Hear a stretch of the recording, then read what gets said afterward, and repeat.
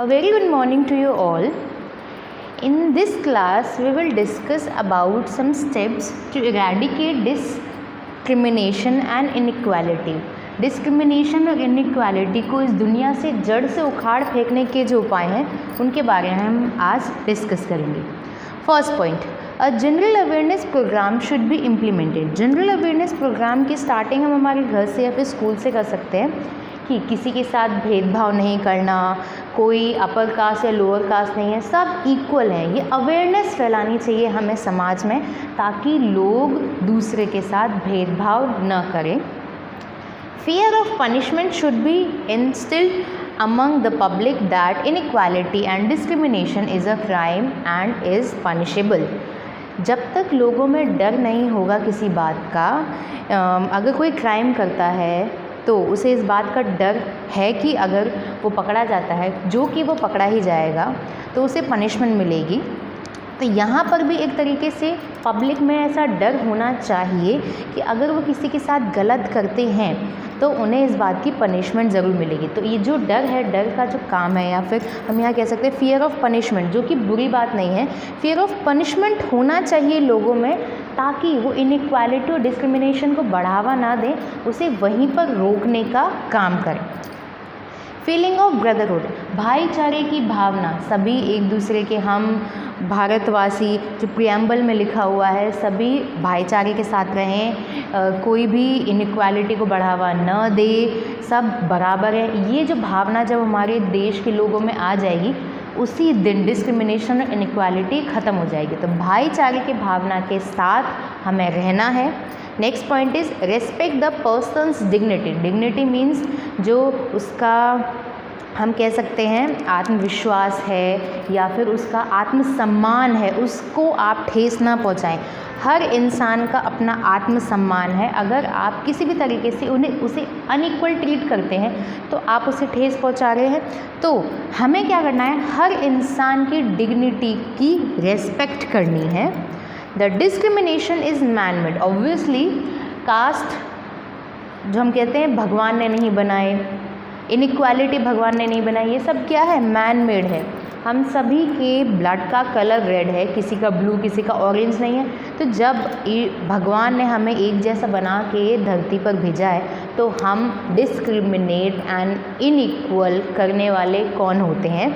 हम लोगों को साथ में रहते हुए एक दूसरे का साथ देते हुए चलना चाहिए, न कि किसी को नीचा, किसी को ऊंचा बनाकर या फिर किसी को पोजीशन देकर, किसी को नीचे पोजीशन देकर चलना चाहिए. समाज में सब बराबर है और इसी बराबरी को देखते हुए समाज को आगे बढ़ाने का काम किसका है? हमारा है. डिस्क्रिमिनेशन नहीं करना है, हमें भाईचारे के साथ रहना है, डिग्निटी मेंटेन रखनी है दूसरे की. और अगर आप में ये डर होगा कि आप किसी के साथ गलत करते हैं और आपको पनिशमेंट मिलेगी, तब शायद डिस्क्रिमिनेशन और इनइक्वालिटी को कम किया जा सकता है. प्रोग्राम्स इंश्योर करनी चाहिए. सो इन पॉइंट से हम लोग समझते हैं कि क्या क्या स्टेप्स हैं जिसकी वजह से डिस्क्रिमिनेशन एंड इनइक्वालिटी को दूर किया जा सकता है. Now we will move forward to a next slide. Issues of equality in other democracy. Such social discrimination has been prevalent in other countries also. तो ऐसा नहीं है कि सिर्फ इंडिया में ही डिस्क्रिमिनेशन किया जाता है, अदर कंट्रीज़ में भी डिस्क्रिमिनेशन किया जाता है. जैसे USA, African American was discriminated by white Americans. USA में, USA means United State of America. It is situated in North America. So USA एक डेवलप्ड कंट्री है. आज की बात नहीं करें, अगर हम थोड़े पास्ट की बात करते हैं तो वहाँ पर अफ्रीकन अमेरिकन्स को वाइट अमेरिकन्स से डिस्क्रिमिनेट किया जाता है. Now what do mean by African American? So America में अफ्रीका से दास बुलाए जाते थे, स्लेव्स बुलाए जाते. स्लेव्स मीन्स जो नौकर होते हैं, जो दास होते हैं. वहाँ अफ्रीका में जिस तरीके से सब्जी मंडी लगती है कि इतने रुपए की इतनी सब्जी है, वहाँ पर अफ्रीका में स्लेव्स की मंडी लगती है, दासों की मंडी लगती है। वहाँ से आप दासों को ख़रीद के लाते हो, आप स्लेव्स को ख़रीद के लेके आते हो। तो अमेरिका में अफ्रीका से स्लेव्स मंगवाए जाते थे काम करने के लिए। सो उन्हें क्या कहते हैं हम? African Americans. एंड ऑब्वियसली अगर वो अफ्रीका से हैं तो उनका जो कलर है, कलर कॉम्प्लेक्स जैसे हम बोलते हैं, वो बिकॉज ऑफ द टेम्परेचर वो थोड़ा हम कह सकते हैं डार्क होता है। सो बिकॉज अफ्रीकन अमेरिकन्स का कलर डार्क होने की वजह से उन्हें डिस्क्रिमिनेट किया जाता है उनके कलर के बेसिस पे। किसके द्वारा? White Americans. मतलब यहाँ हम काले गोरे का जो भेद बोल सकते हैं, डार्क एंड वाइट का कॉम्प्लेक्शन का जो भेद बोल सकते हैं, वो यहाँ पर होता है। African American slaves who were brought to American from Africa. यहाँ पर अफ्रीकन अमेरिकन को हम लोगों ने डिस्क्राइब कर दिया कि क्या होते हैं। वो दास होते हैं जिन्हें अफ्रीका से बुलाया जाता है अमेरिका में काम करने के लिए, बट उनके कलर की वजह से उनमें भेद किया जाता था। पर अमेरिका में जैसे जैसे डेवलपमेंट हुई तो वहाँ पर जो स्लेव सिस्टम था उसको बैन कर दिया गया, दास प्रथा जो है उसको बंद कर दिया गया। तो जो दास वहाँ पे लाए गए, ऐसा तो नहीं उन्हें वापस भेज दिया गया, वो वहीं पर रहने लगे। और ऐसे करके उनकी फैमिलीज़ को डिस्क्रिमिनेट किया गया। आगे आने वाली जो फैमिलीज़ थी उनको उनके कलर के हिसाब से डिस्क्रिमिनेट किया जाता था। तो यहाँ से इनइक्वालिटी बढ़ती है। कौन सी इनइक्वालिटी? कलर वाली जो इनइक्वालिटी होती है, हमारे फेस या फिर कॉम्प्लेक्स वाली जो इनइक्वालिटी होती है, वो यहाँ पर बढ़ती है। इसको हम एक एग्जाम्पल के ज़रिए समझेंगे। रोज़ा पार्क्स। रोज़ा पार्क्स यूएसए में रहती थी। तो रोज़ा पार्क्स के साथ क्या हुआ, हम ये डिस्कस करते हैं। तो उस टाइम पर क्या होता था, जो बसेस होती थी, जो आगे वाली जो सीट्स होती हैं वो वाइट्स के लिए रिज़र्व हुआ करती थी, एंड जो ब्लैक होते थे, पहले डिस्कस कर चुके हैं, यहाँ पर कलर डिफरेंस की बात की जा रही है। तो वाइट अमेरिकन्स आगे बैठा करते थे एंड जो ब्लैक्स होते थे वो पीछे बैठा करते थे। पीछे उन्हें जगह मिली तो ठीक, पर अगर जगह नहीं मिली तो भी उन्हें खड़ा रहना पड़ता था। पर यहाँ बैठने की परमिशन उन्हें नहीं होती थी, वाइट्स की जगह पर बैठने की परमिशन उन्हें नहीं मिला करती थी।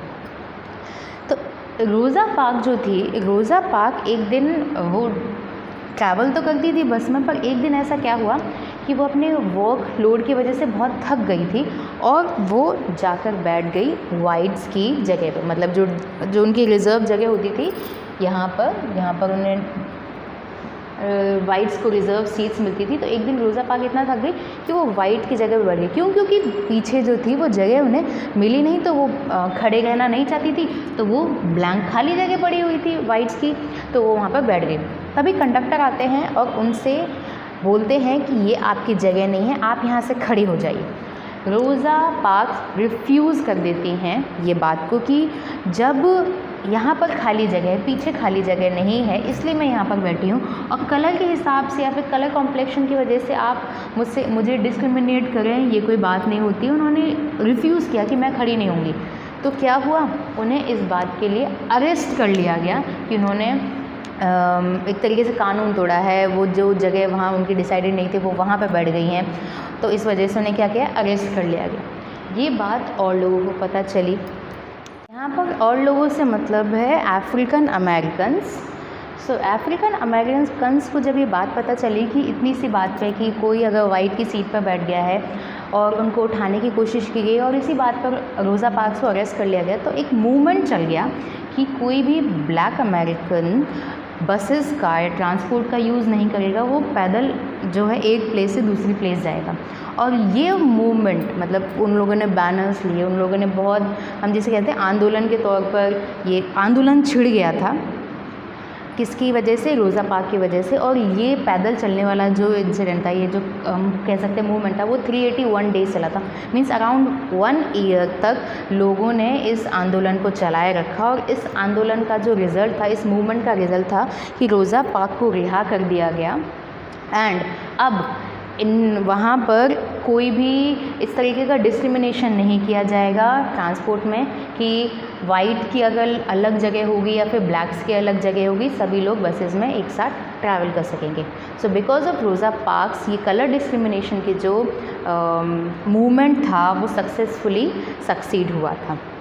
इन the next class we will move forward to a next topic.